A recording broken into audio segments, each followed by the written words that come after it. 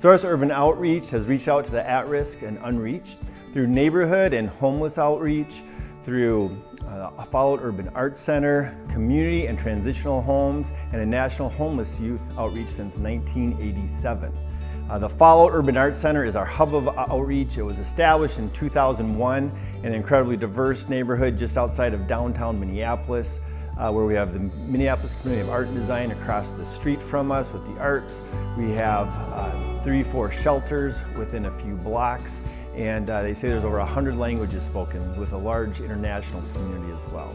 It's an ideal spot for us to be a light in the urban mix of that diversity. Source, our building here, was established in 2001, and our goal is really to go out and reach the marginalized, and included in that group would be our homeless youth, addicts, women in trafficking, and impoverished families. So we try to establish this building, our Fallout building, as kind of our hub of where we want to really get people connected to more resources. Prayer Bus is a wonderful tool that we have.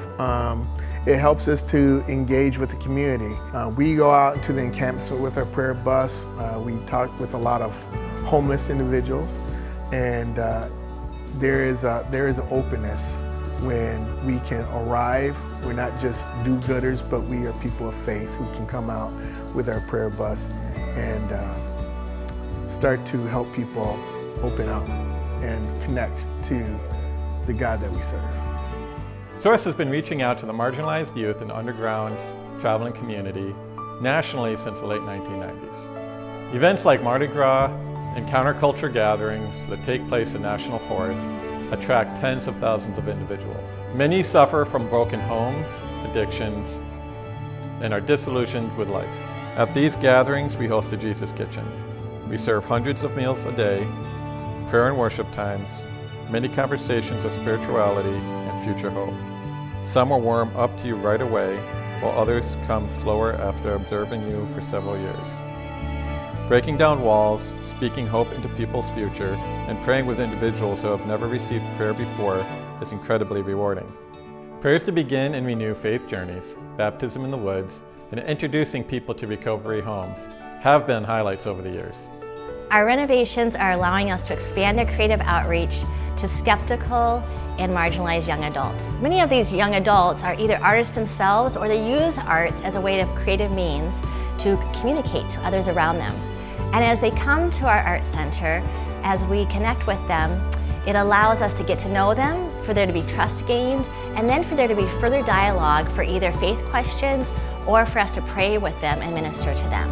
Being a friend, serving physical needs, as well as being a voice of God's love and forgiveness, allows us to invite people to go deeper and invite them to be a part of lifelong change. It's incredibly gratifying to see individuals that initially would never come into a church or even look to a social worker to get involved in transitional homes, mentoring, and spiritual formation groups.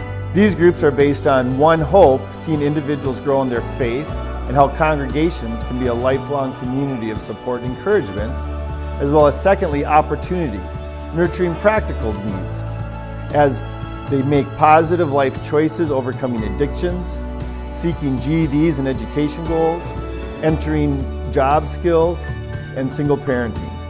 To see lives redeemed, individuals be able to overcome incredibly abusive pasts, as well as build foundations for the future is amazing.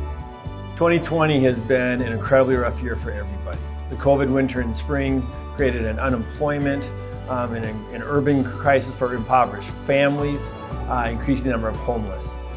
The unrest that happened here in Minneapolis happened right on East Lake Street, where we've been ministering for 25 years. The Fallout is just a few blocks north of the lake in Nicollet.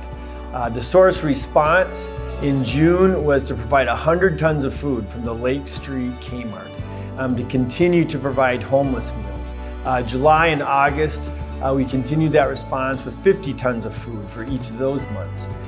We could not have done this without our network of congregations and volunteers responding at an incredible quick rate. We had a week to plan our first outreach, where we gave over 20 tons of food away. And I just want to say thank you. And as you hear of what Source has done, since 1987. If you hear what Source has done this last year, this last summer, I want you not just to think about the staff you've seen in this video, but the hundreds, literally hundreds, if not thousands of volunteers that have put in hours to South Minneapolis, to the marginalized, to homeless youth, to women coming out of trafficking, to addicts that are in recovery, to impoverished families and the marginalized, and pouring into them to make a difference, to give hope and opportunity. Thank you very much.